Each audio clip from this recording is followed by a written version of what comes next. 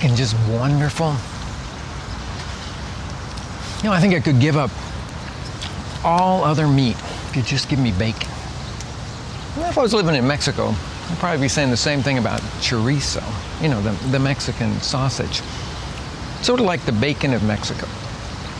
Use it to flavor other things.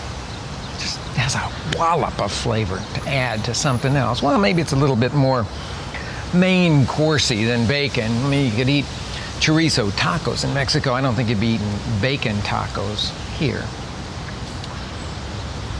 Boy, I've had some great chorizo in my life. And I can just picture this one roadside stand. It was incredible. I got an idea. Let's go on a road trip. Let's track down some great chorizo. Okay, so if you're gonna hunt down chorizo with me, then you better be up on exactly what chorizo is. Now here in Mexico, it's a fresh sausage. It's made with chilies and vinegar. It has a sort of crumbly texture when you cook it. Not like the Spanish chorizo at all, which you can slice up and serve as a little appetizer. Well, I guess you probably need to know how to make chorizo too. And of course you start with pork. But what kind of pork do you choose? Well, my suggestion is you look for some pretty fatty pork stew meat.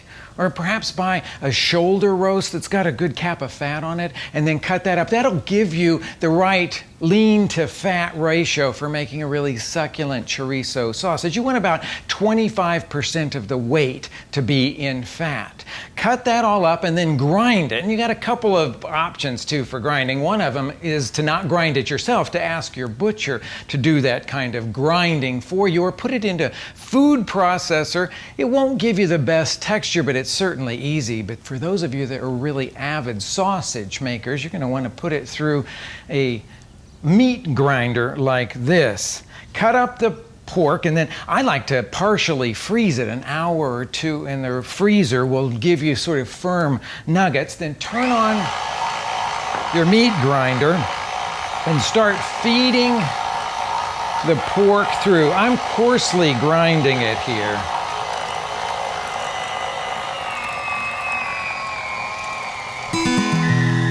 See how beautiful the texture of that pork is when you partially freeze the meat?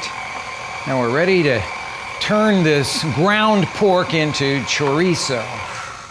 And the first thing we're going to add is that chili. Remember, I told you that that's the main seasoning, and most people make it with this dried chili, this ancho chile. It's the dried poblano, kind of a wrinkle-skinned one, sweet taste, dark cranberry color. And thankfully now we can actually buy that already ground, the ancho chili pepper ground spice. We're going to need about 3/4 of this 1.6 ounce bottle. So we'll just shake that right in.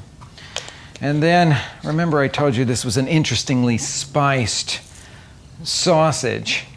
What I meant by interestingly spiced is there's so many different things, almost medieval. There's oregano and peppercorns, nutmeg, salt, cloves, coriander, cinnamon, paprika, and some ginger. That's what makes Mexican chorizo so special. Put all of those in.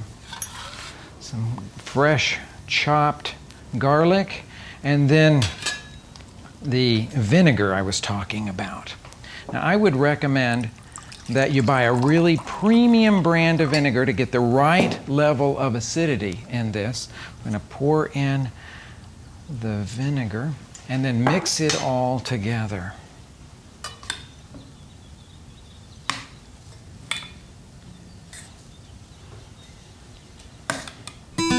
And the chorizo is ready to use. Though I have to tell you that it'll be way better if you'll refrigerate it overnight for all those flavors to meld. Even better if you put it into casings and let it age for several days before you use it. There's a lot of different regional variations of it here in Mexico, slightly different flavors.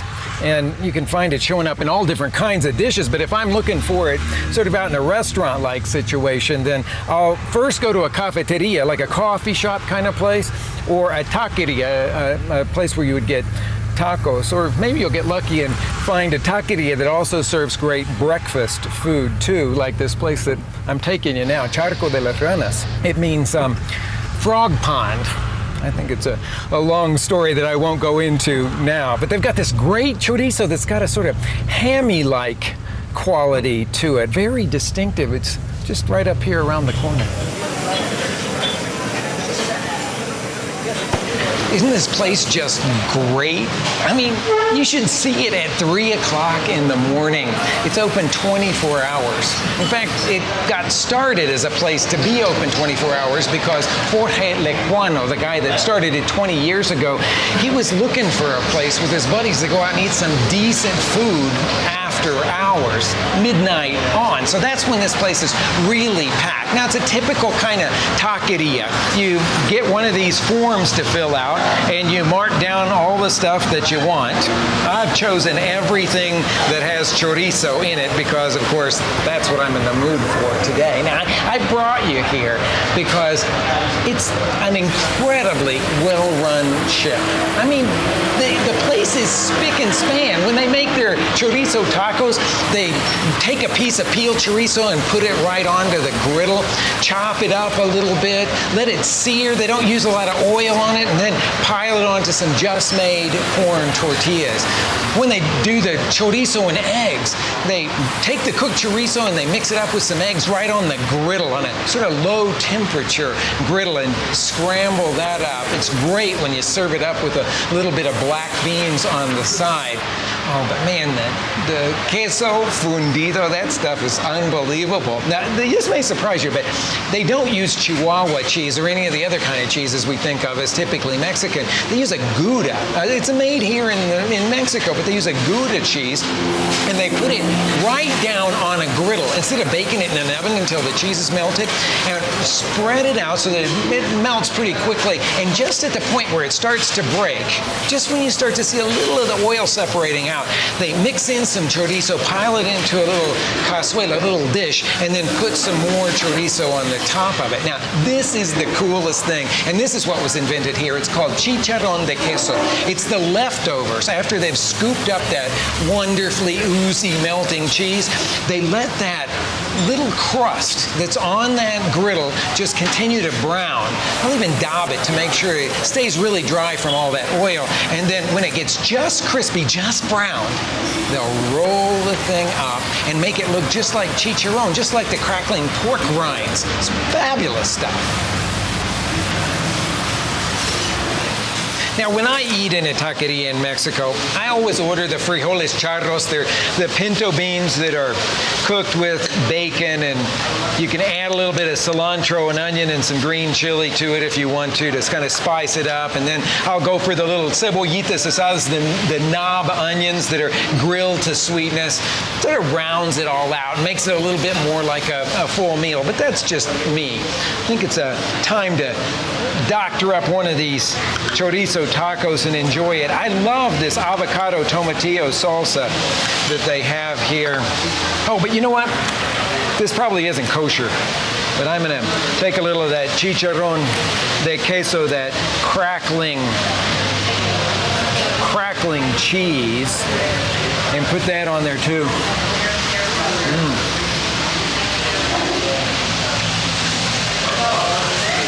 You know, when we finish this, I just thought of another place that makes great chorizo.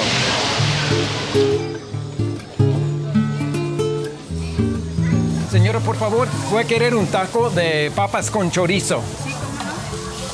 Now, these are the plancha-style tacos. You see, she put this on the plancha, on the griddle, to heat it up. All these fillings that you'll find in these market-style or street-style plancha tacos have been cooked on the griddle. There's some ham and eggs and some green chilies. Looks like jalapenos and eggs. The chorizo. Look at those little strips of jalapeno or serrano in there with the onions. And then, of course, the great potato and chorizo filling. It's a wonderful combination because you get that, well, you get that potato earthiness along with that bright flavor of the chorizo. And then all of that can go, well, it's got a million different uses. Now, to make potato chorizo filling, you simply cook the chorizo until it's done. That'll take about 10 minutes or so. And of course, you don't have to make your own chorizo for this. There's plenty of good commercial brands out there available to you. Fry it till it's done. You'll need to take it out of the casing, of course, and then add some boiled, diced potatoes to it. Let it cook until those potatoes begin to brown, and that's all there is to it. The potato chorizo mixture is now ready to make little soft tacos out of it, but you can do other things with it as well. I'm going to stuff some chilies with it, some ancho chilies, those dried chilies. And of course, the first thing you got to do is soften those chilies. And I'm going to make this really flavorful marinade to soften them in. I've got some carrots that are already softening here in a little bit of olive oil. When they're completely soft, I'm going to add to it some garlic, allspice, a couple bay leaves, some vinegar and some water, and then a little brown sugar. In Mexico, of course, they'd use that hard cone sugar they call piloncillo. When that all comes to a complete rolling boil, add some sliced red onions, sprinkling of salt, and then pour it into a baking dish. Now those dried ancho chilies need to be toasted, about 10 or 15 seconds per side. Do them whole, don't even take the stems off of them until they're very aromatic. Do that on an ungreased griddle or skillet. And then poke some holes in both sides. That'll allow that warm marinade to penetrate them. Then slide them right into the marinade. Coat them well on both sides. Let them marinate for about half an hour to an hour until they're completely soft and pliable. Then one by one, pull them out of the marinade and cut a slit in the side. Rinse them under cold water to get all of the seeds out of the inside. Then fill them with that warm potato chorizo stuffing and lay them seam side down on a serving plate. And then you spoon on some of those vegetables, the carrot, the marinated red onion, a little bit of their marinating juice, and I'll just grab one of those bay leaves to make a beautiful final garnish. Nopales, arroz, ejote. Yo voy a querer los quelites, por favor. Now, what she asked me is what I wanted to have in this. She's making me a taco of the potato and chorizo, and she's going to put on top of it these wild greens. Those are the wild lamb's quarter greens. They'll make a great taco. Ahí hay salsitas si gusta. Ah, muy bien. A little bit of red table salsa to drizzle over it. Now that looks like quite a taco to me. Just give it a taste. I don't think I've ever had a chorizo taco with wild greens before. Nice combination. You know, I think if we really want to go on the quest for great chorizo, though, we got to go to higher ground. Isn't that a beautiful little settlement there in the mountains? That's Tenancingo down there.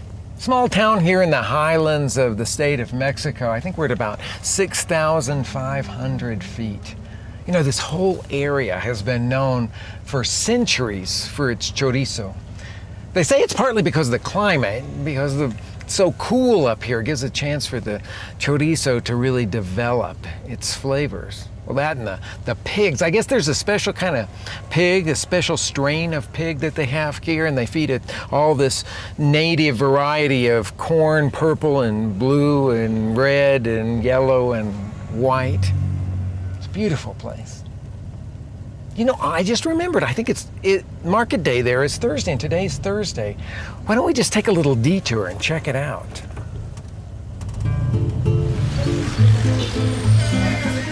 Tenancingo is an area that's well known for flower raising, and so you find the market filled with these kind of things. Look at this beautiful lemon verbena here. We make tea out of it, and they do here, but they consider it like a medicinal herb to settle your stomach. The beautiful Mexican heather, all different kinds of impatiens.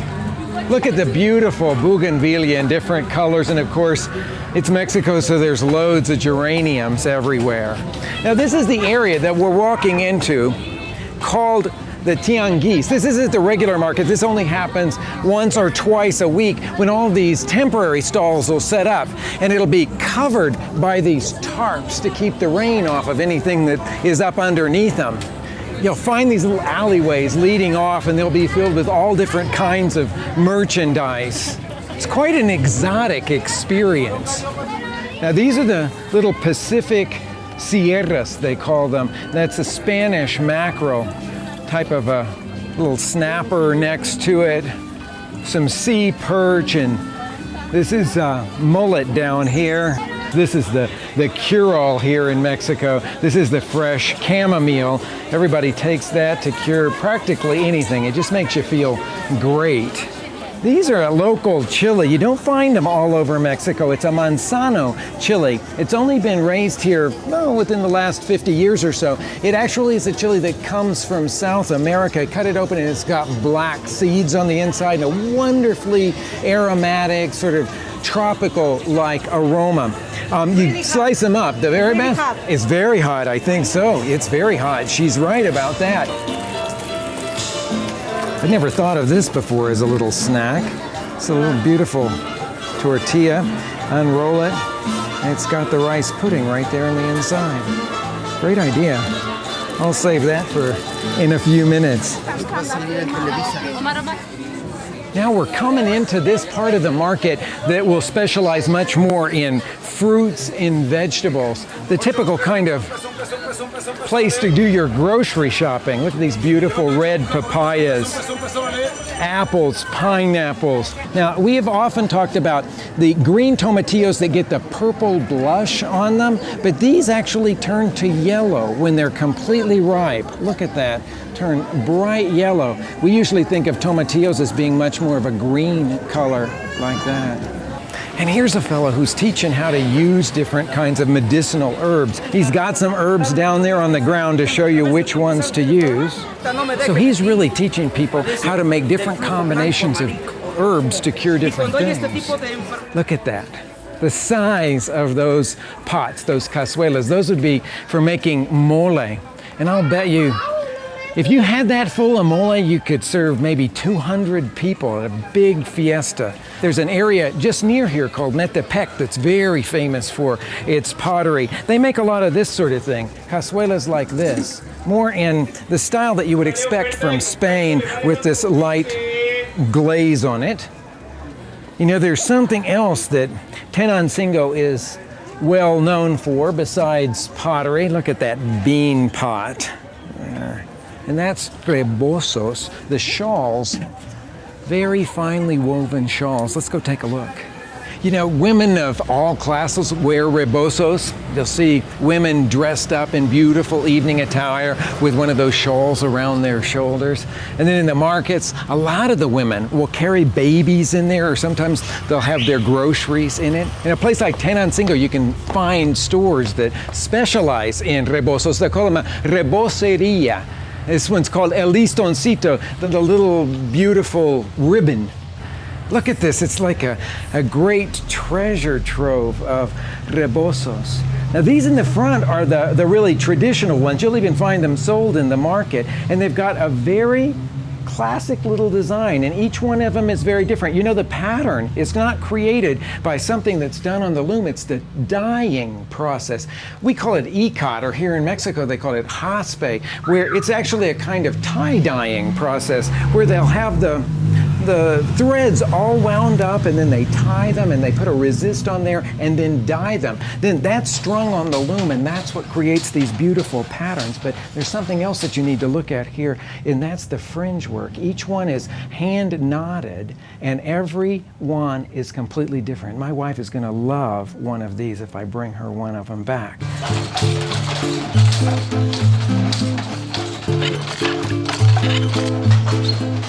They work on these big fly shuttle looms. Some of them are hand done, and some of them are actually a machine operated fly shuttle loom. But you know, we're on a quest here. We can't spend all our time doing this because we're still looking for that perfect chorizo, and I've got the best place in mind.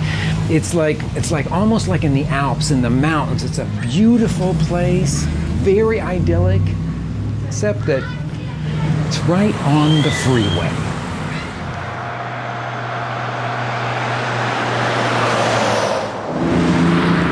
This is the place that I remember. There's this wonderful smell of wood fires, this kind of quasi-alpine village of little restaurants. And look at those signs. Now, there's all this different kind of game. Starting over here on the right, there's cabrito, the little baby goat. There's chamorros, which is a pig shank. Quail is codorniz, trout, trucha, conejo is rabbit. Oh, and this is way up in the mountains, so they got all this wonderful wild mushrooms, especially during rainy. And they've got it. They've got what I came for. This is the green chorizo.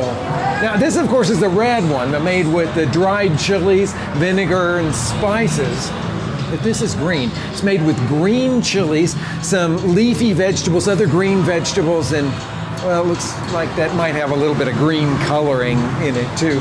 But nonetheless, and that's what I came for. That's what I'm gonna have. Señorita, voy a querer 2 tacos de chorizo verde. Muchas gracias. Wow, look at that. See all these great fillings that they have? It's not just about chorizo here. They've got a wonderful wilted squash blossoms. This is fresh made whey cheese, or what we call ricotta. There's brains. It's a specialty of this area. The mushrooms, and at the very end, the dark is the huitlacoche, the dark corn mushroom. This place looks like chorizo paradise. She cooked the green chorizo, then mixed it up with some of those crunchy little nopal cactus strips, put a little bit of avocado and some queso fresco.